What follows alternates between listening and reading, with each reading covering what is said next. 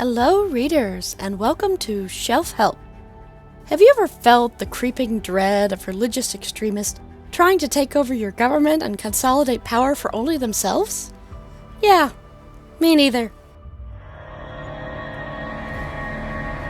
The Swan Empire is still young, but trying to do its best for all its citizens, bringing the many cultures, often still in conflict, under a single set of unified laws. But in an empire without a court system, they must rely on traveling justices, reaching the many far-flung and tiny villages. These justices are meant to be neutral arbitrators of the law, applying it equally and equitably, even in cases where they must be executioners.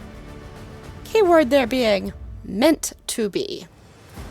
Justices are individuals and not infallible. Their every judgment is recorded and the book reviewed upon their return and stored for future reference.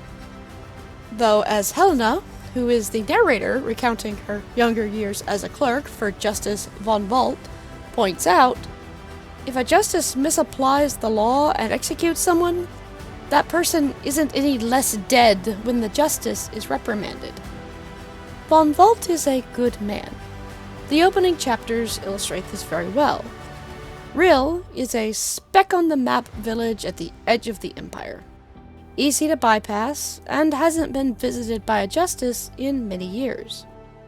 The sort of place that, while peaceful, isn't sticking to the letter of the law.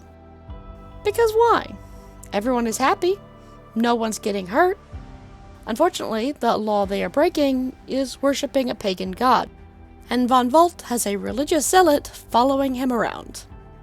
Claver is an evangelical fundamentalist. You know the kind. Super into the parts of the religion that say they are both a victim of oppression and also should be the ones doing the oppressing. According to the letter of the law, a law the church insisted on, worshipping a pagan god has only one punishment: burning at the stake. Which is extreme. But extremists got to extreme. Von Volt, being a just man who isn't insane, does not, in fact, burn an entire backwoods village to the ground. He finds the mayor a penny for each confession of pagan worship and advises him to put up a prominent, religiously appropriate display, just in case a less understanding justice comes through. This is a very good example of who Von Volt is. His job, indeed his passion, is upholding the law for the good of the empire. But he recognizes here that the punishment does not fit the crime. A crime that is only a crime because a non-government entity says so. He does his job, gives each person the smallest of fines, but makes the richest man in town pay for all of them, because as the government official of this little village, it's his job to protect its people, and he's not doing that if he can't even reasonably fake religious piety. Claver is immensely offended by the lack of burning pagans for the crime of not viewing the world exactly as he does, and storms off. We get into the meat of the story in the next town, Galen's Vale, where there's been a murder, most foul.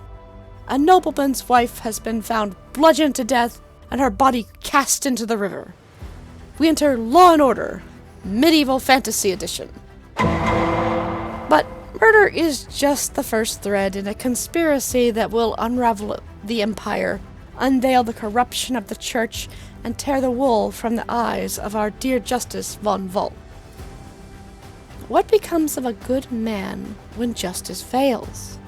When zealots seize power, and all he has dedicated his life to is turned to ruin? There's something very prescient about this story, almost as if it's inspired by modern events. Claver is delightfully hateable, especially if you are like me and grew up surrounded by the people who would become MAGA. He clothes himself in rags and trudges barefoot at the head of a procession of well-funded Templar knights in shiny armor off to conquer the heathens. Because, us heathens definitely need a good slaughtering when we're minding our own business. But that's the thing about religion. It's easy. It tells you you'll gain the favor of a higher power with simple, straightforward tasks. Law and justice, by contrast, make us all equal, at least in theory.